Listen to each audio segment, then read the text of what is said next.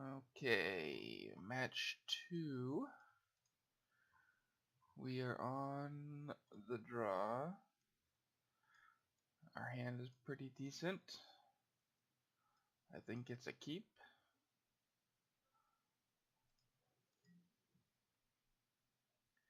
It's nice knowing that you can just cast all 5 spells in your hand by the 3rd turn. That's definitely one of the positives of playing this current list that I'm messing around with. I have 6 1-drops, and I can, assuming I draw a land, I will empty my hand by the 3rd turn and just hopefully put up an offense that the opponent cannot deal with. So let's get the most damage, and that starts with the Goblin Guide.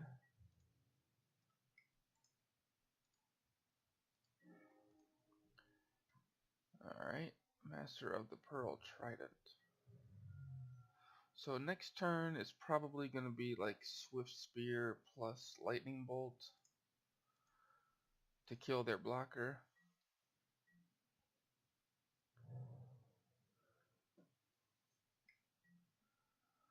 Spreading Seas. Well, that's definitely going to slow us down, but like I said, it won't be the worst here if I can draw one more land. We'll go ahead and fetch. We'll get the Blood Crypt. Let's go Swift Spear.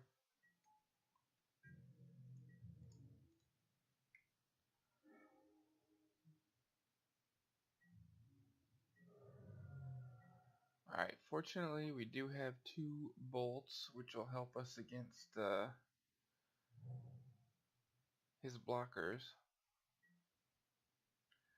Alright, well Kira, I mean, it's just the nuts. So far it appears that our opponent is having a very good draw. A very good draw. We could just attack with the Swift Spear, and I don't think he would be able to block it.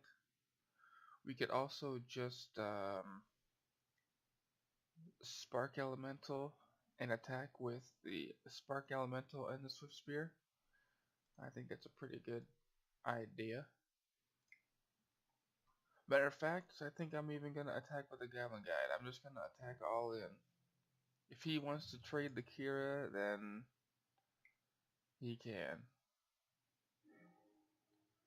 Alright, he's got a Dispel on top, so that definitely interests me in casting this bolt.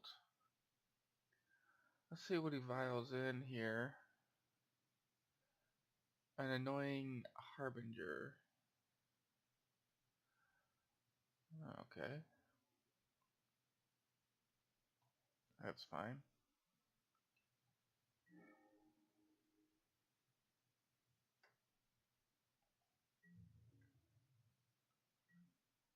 No blocks, he says. No blocks.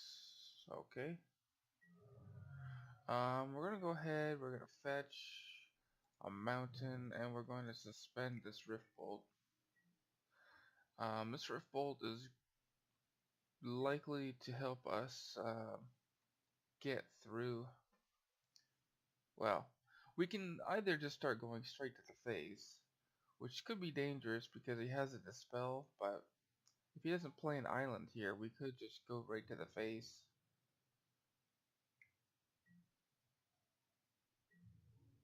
Alright. Now we know he has another Master of the Pearl Trident, so his Harbinger could be a 4/4.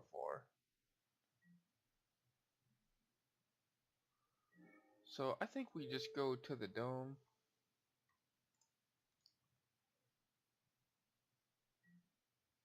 Just go to the dome. Drawing this fetch land was very good there, I think.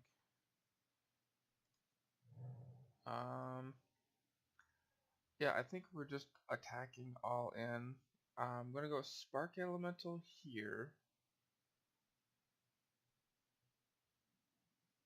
Alright, so I'll go Spark Elemental.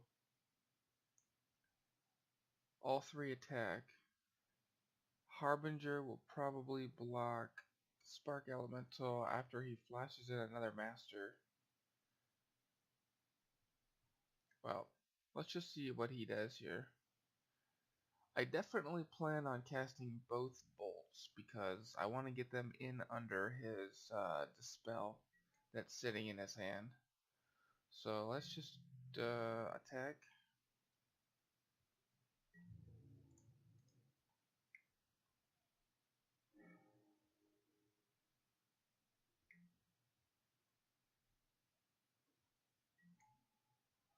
Alright, that's fine.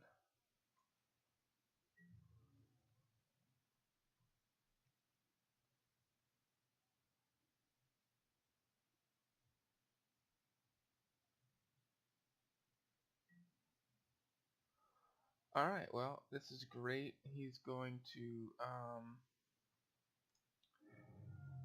hopefully just die here when we bolt him twice.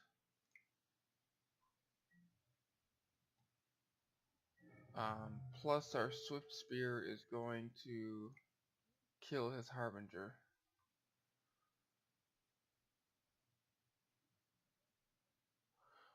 Sweet. Alright. Our sideboard really isn't set up for Merfolk, but that's because the main deck is pretty well suited for it with Shard Volleys that can hit creatures 3 Lavamancers instead of the typical 2. We do only have 3 Searing Blazes though, but I feel like our deck is just so aggressive, so fast that I'm not too concerned about it not having a lot of sideboard cards. Skullcracks are generally poor, and I would consider taking them out for maybe some number of Destructive Revelries.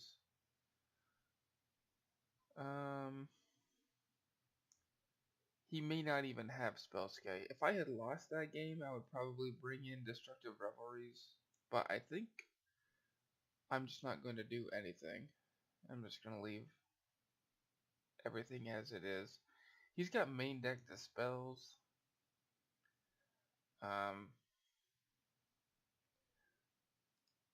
So I'm not really interested in bringing in more instants over the sorceries that I have in my main deck. I'm very sorcery heavy in my list. It's one of the reasons I'm playing this list. With the bumps and the forked bolts and stuff, it makes me better against all the dispels being played, and everybody is playing Dispel right now. So we'll keep this hand. I got 2 land. I've got very good cards. So Cozy's Trickster. Alright. Let's just get a mountain. Sure, man. Whatever floats your boat. Let's suspend this Rift Bolt. Because we couldn't really attack with Swift Spear there anyway, so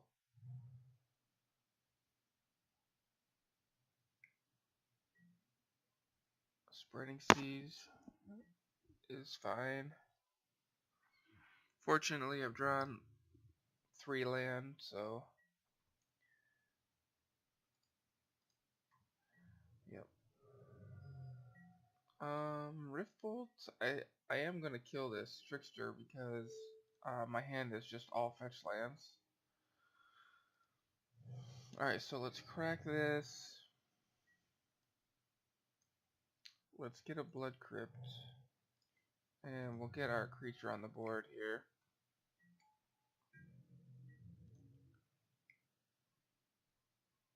We'll bash.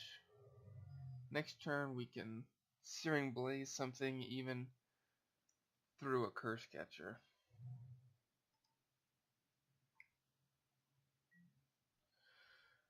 They do love their Kiras, don't they? These Merfolk players.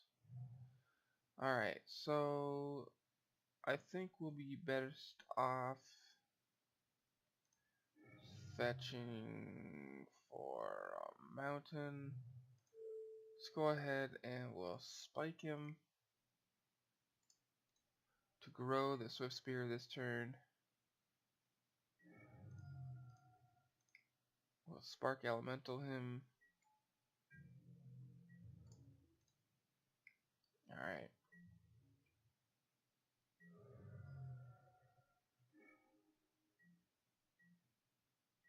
Yeah, these Spark Elementals, they're basically just lightning bolts to the face. It's one of the reasons I'm playing them over Eidolons of the Great Revel. Alright, that's not the worst. I mean, it's annoying, but I've got the lands for it, so it's not awful. Oh, he paid 2 life. Okay. Um, sure. Let's go Swift Spear, and we'll spike him. And if he does not block, he'll just be dead to this Shard Valley. So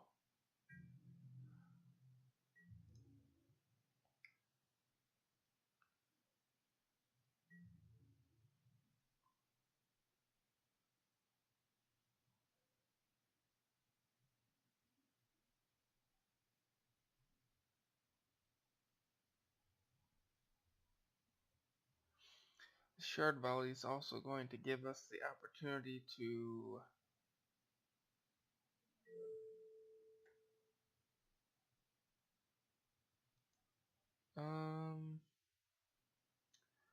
which one do we want to kill? Well, I mean, obviously, I think we want to kill.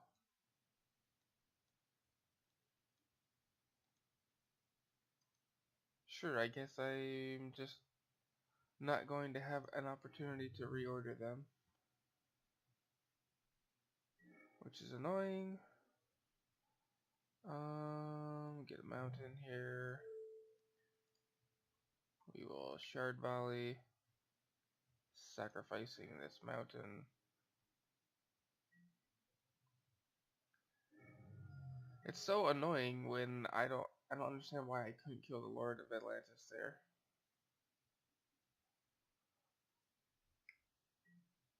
It's frustrating.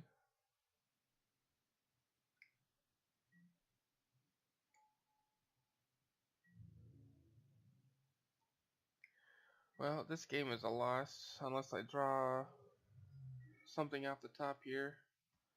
For instance, Bump in the Night.